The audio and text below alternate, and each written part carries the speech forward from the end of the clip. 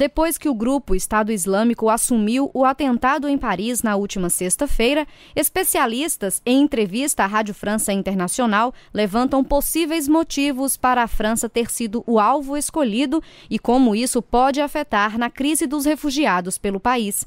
O cientista político e professor da Universidade de Sorbonne, na França, Stéphane Moncler, diz que não descarta a possibilidade de que alguns terroristas tenham se infiltrado com imigrantes refugiados no país, mas ele defende que o governo francês não feche as fronteiras para essas pessoas. Claro que é possível que alguns terroristas passaram dentro da fila dos imigrantes, mas é por isso que é necessário um trabalho pedagógico da parte, não somente do governo francês, mas das mídias, dizendo não é porque alguns terroristas passaram como os refugiados que a gente não acolhe mais refugiados. E isso é muito importante. O pesquisador da Revista de História da Biblioteca Nacional e especialista em políticas europeias, Bruno Garcia, acredita que com os boatos de que terroristas foram infiltrados entre os refugiados, o país pode ter dificuldades em achar soluções para o problema. Esse argumento foi ventilado facilmente como uma forma de justificar políticas de bloqueio a esses refugiados e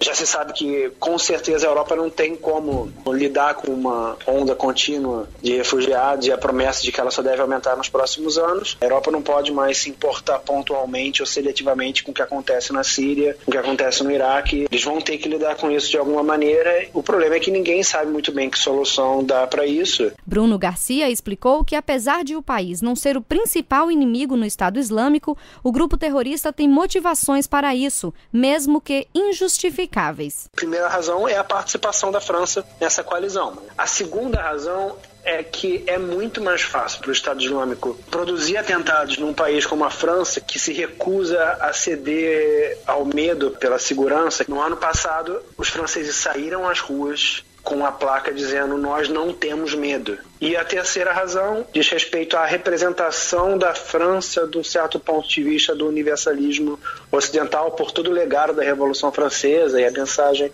republicana. O boato de que extremistas estariam infiltrados entre refugiados surgiu depois que um passaporte sírio foi encontrado próximo ao corpo de um dos terroristas. O presidente da Comissão Europeia, Jean-Claude Juncker, defende que isso não leve a uma mudança na política europeia de acolhimento aos refugiados. De Brasília, Sayonara Moreno.